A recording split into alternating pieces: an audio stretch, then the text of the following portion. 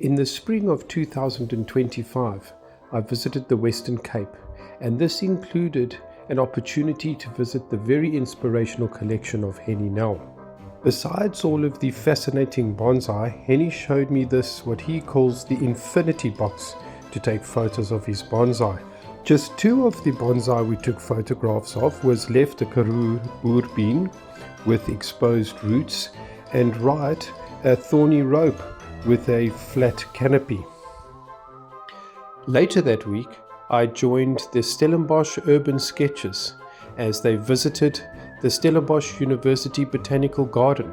I caught Di Metcalf, who did the illustrations for my book Growing South African Trees as Bonsai, as she was sketching the cedar, which I believe was a demonstration tree at the 6th African Bonsai Convention in Stellenbosch last year.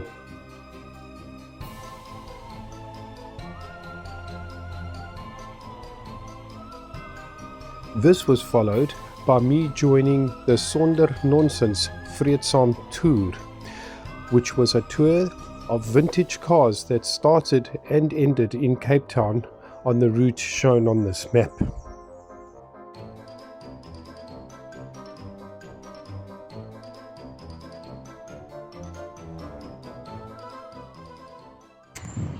Okay, it's the 6th of October 2025 and we're the first day into the tour, and we're about an hour outside of Cape Town and we've pulled over just for me.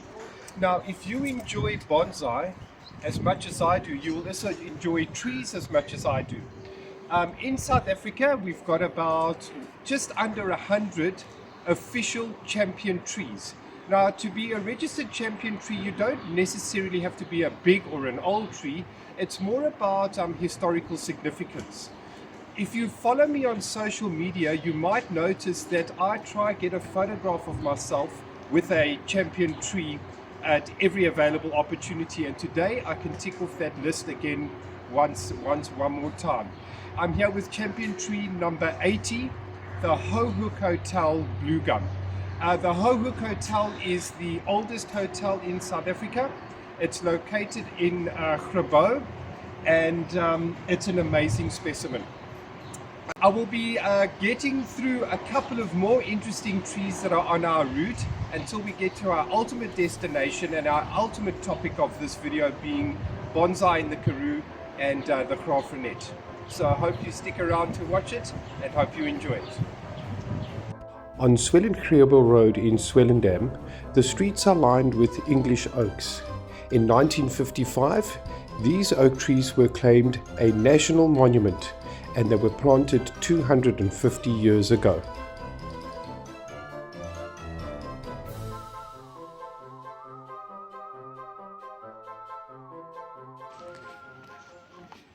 Hi, it's the 8th of October 2025 and I'm here with Eustace Witboy. Eustace, this is our second Vreedsaam tour together. Correct. Eustace, what car are you in? I'm in the 1950 Chevrolet. It's called a Style Line Deluxe. Okay, great. Eustace, there's two reasons I think that you know that I want to speak to you about. You left us a little pamphlet for us to read while we were on the Vreedsaam tour, and you wrote two things in there that were of particular interest to me. Do you want to tell me about them? Correct. I was born here in 1955, in May of 1955. And a little bit more than that, that made the town famous. But then the ghost lady came and stole my fame. And then the second thing, Eustace, is this tree. Background noise ruined Eustace explaining to me that his father told him that the tree had been around since the early 1900s and that the mounted police around the time of the Boer War used to tie their horses to the tree. I'm sure if the town applies, perhaps it could also be a registered champion tree in South Africa. Thanks a million, Eustace, and see you in Graaf-Reinet. Thank you very much, Liam. You drive safely. Thank you. Before going to look at bonsai, I must show you this. This is the biggest grapevine in the world, but only the second oldest in South Africa, the oldest being in Heritage Square in the Cape Town CBD. This grapevine is located at Reinet House Museum. It was planted in 1870 and claimed a national monument in 1950.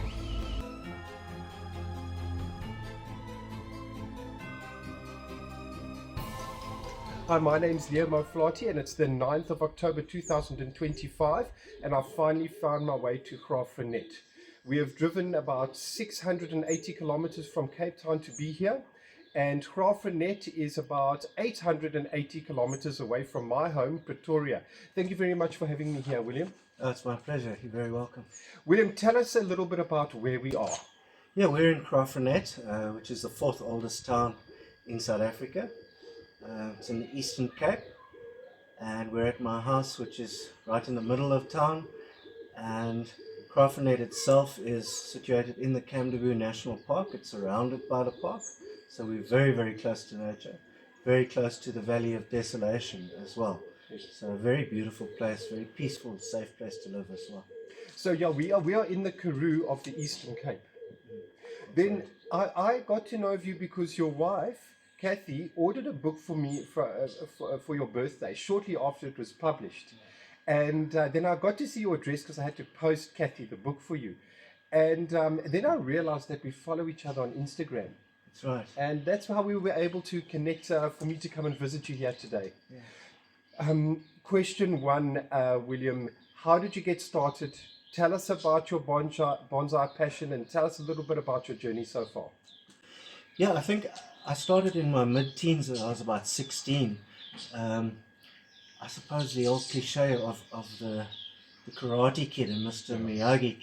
And there was something magical about bonsai that grabbed me. Yeah. And I've never been able to escape it. Although for parts of my life I haven't been a practitioner. When I was at university and I moved a lot, trees were left behind with my parents and died and that sort of thing. But from about 2018, I started living here in 2011, and from about 2018 I really started getting back into bonsai in a serious way. And it's utterly addictive. I find it strange in some ways, like my love of bonsai is different to how it was when it began. It's now more about caring for old friends, I think. Now it's more hard work, it's practical. There's a lot of work involved in keeping this collection going, especially here in the Karoo with extremes in the weather and that sort of thing. But I don't claim to be an expert. I want to say that from the outset. I think I know a few things about bonsai and I'm learning all the time.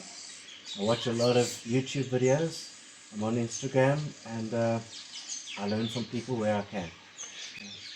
What pleases me about you, William, and what I've noticed on the Instagram is that a lot of your trees are self-propagated, and either by seed or by cutting or trees that you've dug. But do you want to tell us a little bit about your favorite species for bonsai? Look, I have a number of favorites, but if I had to really choose one, it would be the wild olive, which grows prolifically here in the Karoo. And one is able to, with permission of landowners, to dig older trees, beautiful trees. I grow a lot from seed as well. I've got a whole bunch that I've been growing for about 7 or 8 years now, which are starting to come on really well. I think what I like about it is that it's suited to this climate. Yeah. Very hardy, almost indestructible. I always say to my son, we never give up on an olive, it's a tree of rejuvenation. Okay. Sometimes you think it's stone dead and you just give it a bit of love and it comes back. It can be fussy. It's fussy about its soil. It doesn't like wet feet, and it likes to be fed. It does well when I feed it, when I fertilize it, and the leaves miniaturize beautifully, and it gets nice and compact very quickly. You've got a couple of lovely dug specimens that I'm going to show our viewers now. No, I've been very privileged to dig quite a few trees out in the Karoo and to get them to live successfully. A point of interest for me, William, was your location and its climate. I wonder if you can tell us a little bit about growing bonsai in the Karoo from a horticultural point of view, like your weather, your climate, and the pros and cons that it makes, particularly for growing bonsai for you. Well, firstly, things grow well in Graaf-Reinet. It's a place where trees grow well, fruit trees in particular grow very well. It's a place of extremes. Tremendous cold and tremendous heat. I think the heat being perhaps the biggest issue. It can get up to 40 degrees quite easily over consecutive days during the summer, and in terms of rainfall, 270 to perhaps 300 mils a year. So I only water my trees with rainwater, so I've got to be very careful with it. I catch it in tanks, and I water everything by hand as well, not with a hose, because I don't want to waste any of the water. But it is a rewarding place to grow trees if you're prepared to put in the effort. Yes. And then what I've also noticed is when researching your weather was in summer and winter the extremes of night to daytime temperatures. Yeah. Well, that's one of the reasons we don't get quite so much rain, is that it can get very cold at night and then very hot during the day. There are these extremes, and Graaf-Reinet is a place of tremendous extremes of drought and of good rains at times that it rains too much and it does a lot of damage, particularly on the farms, washing away roads and dams and things of that nature. So they say nothing is for free in the Karoo. People work hard to work the land here.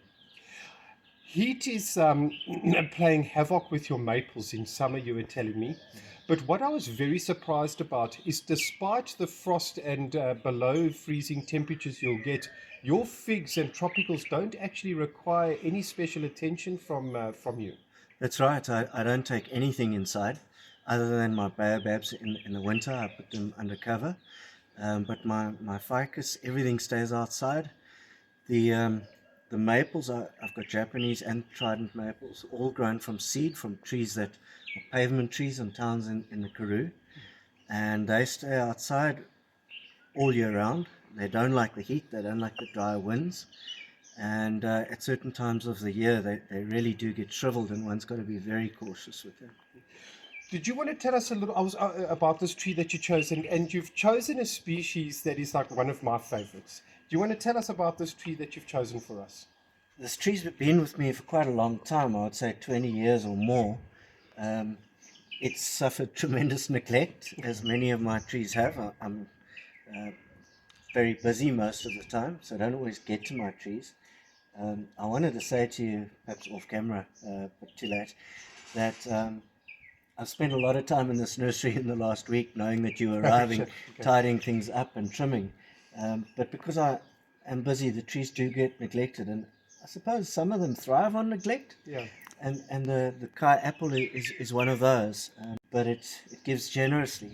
This particular tree is a female tree, and it fruits for me once a year. On my Instagram page, there's a picture of it in fruit, and because of that, I think it's my favorite tree, that it gives so generously. And I've grown a lot of trees from seed off of this particular bonsai. Oh, well, and also K apples quite suit the Graaf-Reinet. They grow quite easily here. Yeah, there certainly are lots of them growing here in the river and around town. They grow well here. K apples for me in Pretoria is one of my favorites. Wonderful. Thanks a lot. William, by following you on Instagram, I saw that you've got a very sort of tendency to grow indigenous trees for bonsai. And I've asked you to choose indigenous species that work well in your climate. And you've chosen two great specimens to speak about. Do you want to start off by speaking about this one? Which one? This one, yeah? This one. This is a white stinkwood. In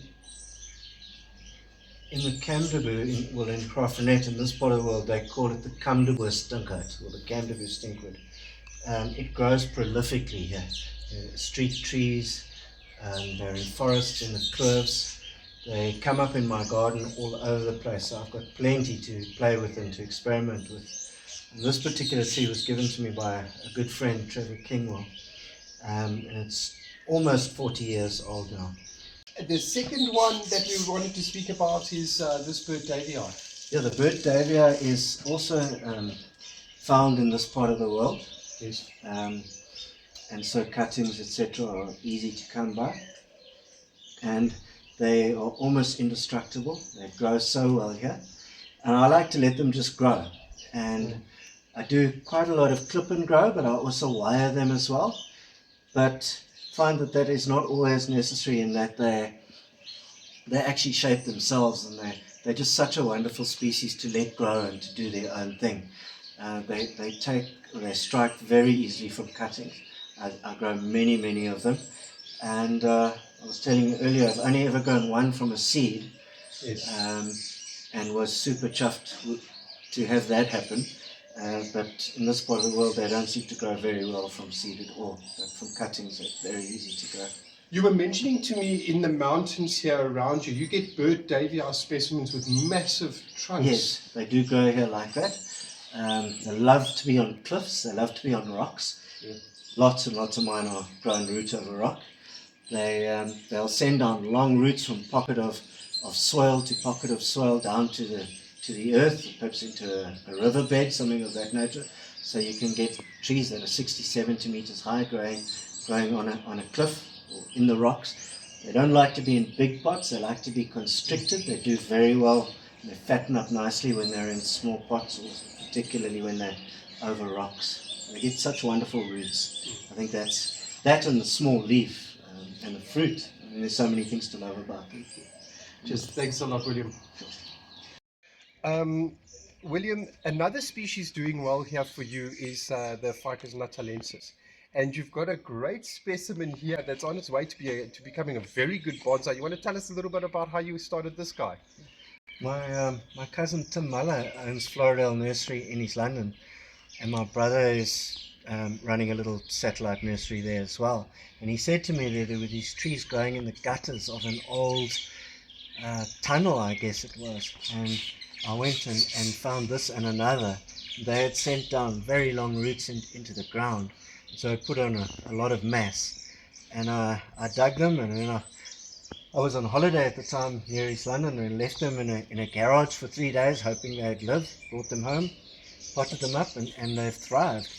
And I'm very excited about this particular tree. I think it's going to be an absolute beast one day. Uh-huh. Yeah, I love the natalensis, also indestructible, grows very easily. Doesn't ask a lot. It wants water because it's in quite a hot spot in my nursery, so I give this quite a lot of water. This very awesome bonsai over here, William, was of particular interest to me because this is natalensis as well.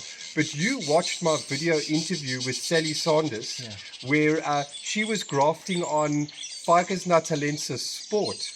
And you have one of these as well, which is a great specimen. You want to tell us a little bit about this bonsai of yours? Yeah.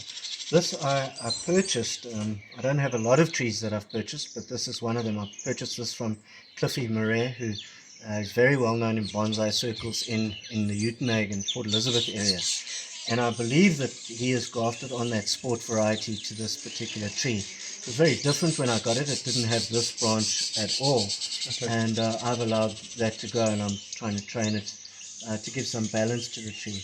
It goes very quickly. I've got to cut it back often, otherwise it gets such a dense canopy that I start losing some of the interior branches.